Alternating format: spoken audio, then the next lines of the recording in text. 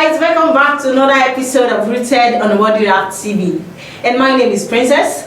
And yes, today we'll be talking about a very common topic. Let me say a very common issue that is, how would I say, we don't know how to do it. Some people don't know how to do it, or they find it hard to do it, or rather, whenever they are doing it, they don't do it well. Which is, how can and should a Christian apologize? Yeah, when we are talking about apology, some people believe it to be just saying sorry, whenever you are wrong, or whenever you are not at fault, or whenever you are in a situation where you offend the other party, and you just see apology as saying sorry. I'm sorry, that kind of expression. So, but then apology actually goes beyond saying sorry. Apology is more or less like a regretful acknowledgement of your offense. Something you do, feeling regretful, feeling remorsed, feeling sorrowful about it. That is what apology is. It's not all about saying sorry, I'm sorry. I have a friend that does not know how to apologize. But she knows how to say sorry. Those are two different things entirely. If you offend her, she will tell you, I'm sorry. In fact, the expression on her face shows she's not even remorseful about it, but rather she's sorry. So, but then apologizing actually goes, like I said, goes way beyond that. It goes way beyond apology, just saying sorry. It has to do with you being sober about what you do, being remorseful about what you do, regretting what you do. And I have a lot of people telling me that, I ate it so much. Is it unusual that I don't know how to apologize? Though, yes, it's an issue not to know how to apologize, but it is not really a big issue, so don't give yourself an headache about it. But just be rest assured, today we'll be telling you about ways you can and you should apologize. And I'm sure if you use these ways properly, and then you should be able to, and you exhibit it, that is, you are practicing it daily, that issue will be more or less like, it will be nothing. So, like I was saying earlier, apology is, some see it as a sign of weakness. They are apologizing even when they are not wrong. When you apologize, it means that's a sign of a good strength. Someone that has strength. When you apologize, does not mean that you are weak. When you apologize, whether you are at fault or not, does not mean that you are weak. It means that you are a good leader. It means that that is your strength. It means you are someone with full of strength. Let me use it that way. So you shouldn't see apology as a weakness, and that is why today I'll be listing 7 ways on how we can apologize and apologize properly, because like I said earlier, there's a difference between apologizing and apologizing properly. So I will teach you today on how you can apologize, and if you practice it well, I know it would go a long way. So, but before we continue, I was just on the street of Ibadan, and we were asking people about this particular question. I would also like you to drop your comment, your answer to this question in the comment box. And the question is, would you apologize even if you are not at fault for the purpose of creating peace, or for the purpose of peace? Why not let's listen to what the people have to say about this. And like I said earlier, don't forget to comment in the comments box. I will be right back. Would you apologize even if you are not at fault, just to make peace?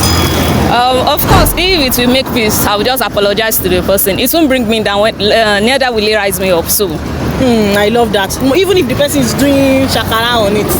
It doesn't matter now. So far, it's to make peace. What if I did apologize and then there's trouble and then the person died or something happened? You feel guilty. So you feel guilty about it. So it's better for you to apologize and just forget about the issue. All right, thank you, ma'am. Would you apologize even if you are not at fault, just to make peace?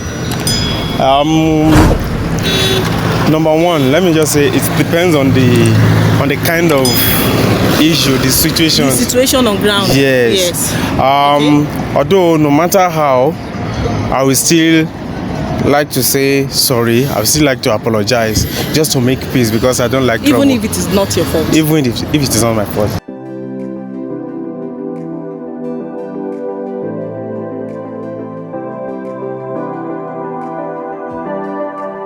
Welcome back. Yes, we can hear what that lady said. She said that she does not know maybe that person would die soon, and so why shouldn't she apologize? Apology is not a sign of weakness, it's a sign of strength. Just let it go. Just tell that person you're sorry, and when you're saying that sorry, make sure you mean it. make sure you are remorseful about it, and before you know it, things will be okay. Even if the person is backbiting behind your back, we have some friends that you will tell them sorry and they will be feeling too big about it. Yes, they will go and tell our other friends that, hey, do you know that she did this, and the person is even at fault.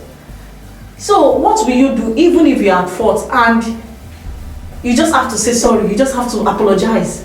So what will you do if you're in that situation where you have to apologize for something you didn't do, for something you are being accused of for, and you just need to apologize just for the purpose of creating peace, like for the purpose of peace as a Christian? So we just need to do it. I really appreciate that sister's comment. She said we don't know, maybe that person will die, and we don't want to have sin on our neck, so the best thing for us to do is just to apologize. So like I said earlier, I said I'll be giving us 7 ways we can apologize. So the number 1 step is you should state your wrong behaviors, and call it what it is. In fact, this particular thing is what we people, like, how do I say it?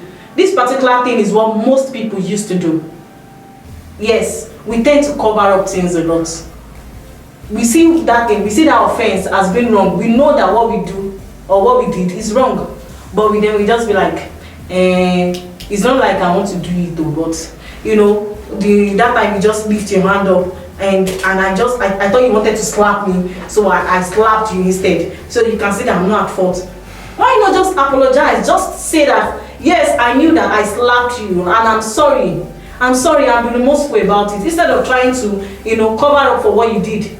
And the second way to apologize, and also to be sure that your apology is accepted, is taking responsibility. This very thing is very, very common among us, common among Christians, common among brethren, is that we love shifting the blame. Stop it. Stop shifting blame. It's not good. You are caught doing something, or you were told that you did something wrong, and you're like, however, it's not. Those 2 words are already making it obvious that you want to shift the blame. Stop shifting the blame. Take responsibility for it. Like I was reading a story, and the guy actually went to the other side of the fence, was taking picture. It's not like he was taking that house in particular. He was taking the picture of a plant close by to the house. And the owner of the house caught him. The way people do nowadays now. You can't just be snapping my house anyhow. And caught him and said, why are you snapping things? I was giving him voice. The guy is just supposed to apologize. I'm really sorry. I don't know. I'm sorry. Not I don't know. I'm sorry. And I'm so sorry for taking picture here. And just go. And I know the man, if he's in his right senses, of course, he will let it go. But he was like, well, my friend living next door told me that I can come and take picture here. What did he do? He's shifting responsibility. He does not want to take the blame of what he did or what she did. So the best thing is you should take responsibility of what you do. You just say, I messed up, I blew it, I'm guilty, I sinned. Even when we are praying to God sometimes as a Christian, we don't take responsibility. We just be like, God, sorry to say. I'm one of them too. We'll be like, enjoy me call, leave the devil alone. You are the one that is responsible for what you did wrong. God, I'm sorry, I did this, I sinned, I messed up, I blew it. Those English, those people grammar that will show that you are truly responsible for it. Say it to God, and God will be like, yes, truly my child is remorseful. I'm sure that's what God will do, since we are in his image. So let's take responsibility for our wrongdoings. And the third thing is apologize for the pain you've caused and express remorsefulness. Yes. Like I've been saying since, I've been saying apology has to do with remorsefulness. You see, that remorsefulness is honestly a very big word. You need to, first of all, you just need to tell the person, I deeply regret what I did to you. I'm so sorry. Show how remorseful you are about it. And yes, the person would answer. The person will listen to you. Like I said, when the person is not as if he has a heart of steel or a heart of stone, he will listen to you, my boy.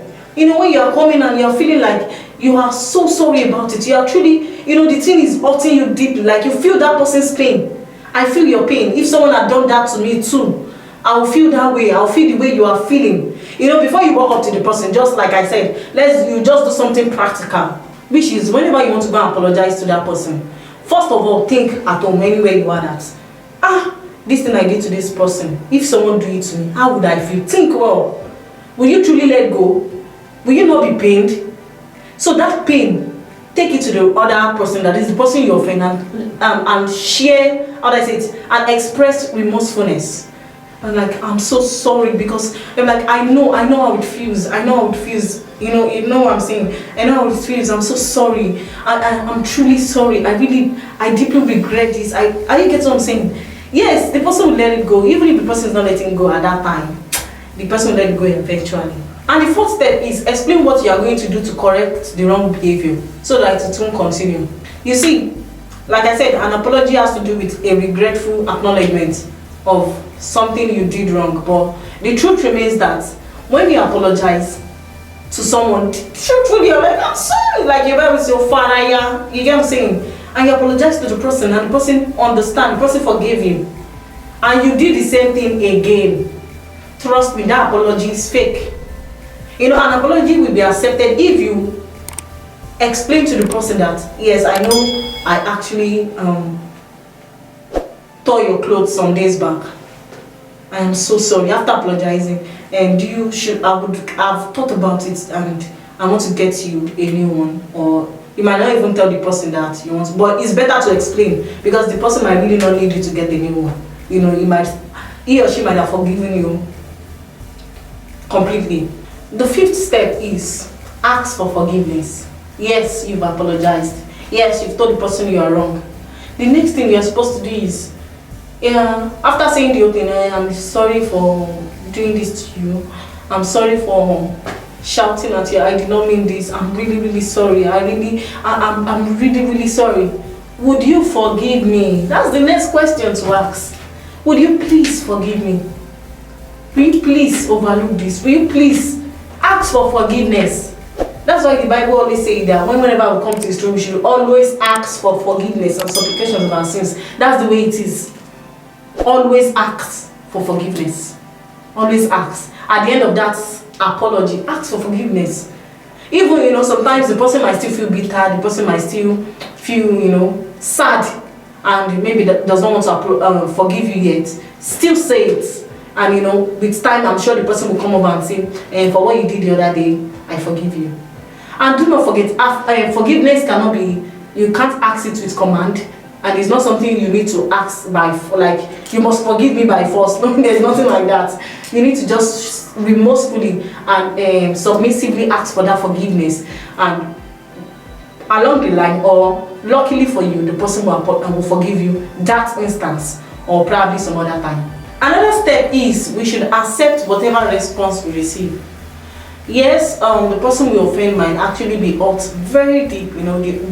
The injury we caused that person might be very, very deep, and the person might end up forgiving us, or the person will just say it anyhow. Let's just accept whatever the person is. What matters is the person actually forgave us. Yes. So, but the way the person say it might not feel too good to us. We might not feel good about it, but at least we should just take it that way. In fact, as Christians, to forgive is divine, so we should always remember that. So the person forgiving us is something we should be happy about. But when the person is saying it the way we don't like, the response is not what you want to hear. Some people, when you offend them and the person wants to forgive you, you expect the person to be like, okay, me too, I'm sorry for shouting at you the other time. And don't worry, we can be back, we can be friends back. The person might not say it that way. The person might just be like, I'm forgiving you. Things like that, and we'll feel bad about it. Let's not feel bad about it. Let's be ready for any response from that person. And finally on our list, on the seventh way you can apologize, and you should apologize as a Christian, is make restitution. You see, the word restitution is something we should be familiar with as a Christian. I believe we all should have gotten used to this word. It can be found in the Old Testament and New Testament. And when we are talking about restitution, it has to do with you returning something to its rightful owner, amending your ways. And maybe you've done something 10 years ago and you ask for forgiveness 10 years later.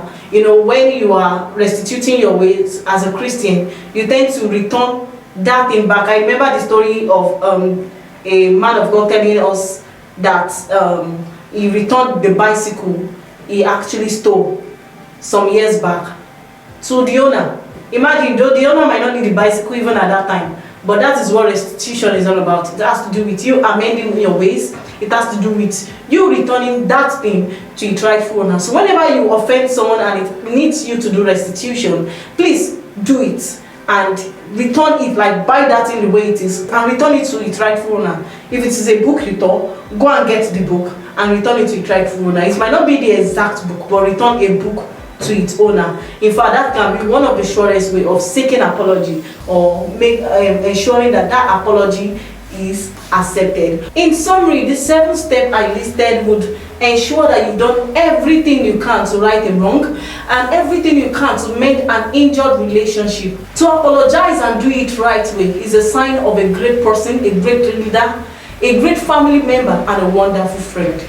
Alright guys, that will be all on today's episode of Rooted. I hope you enjoy it. But please do not forget to like, subscribe, and click on the notification button to our channel. Till we meet again, stay safe.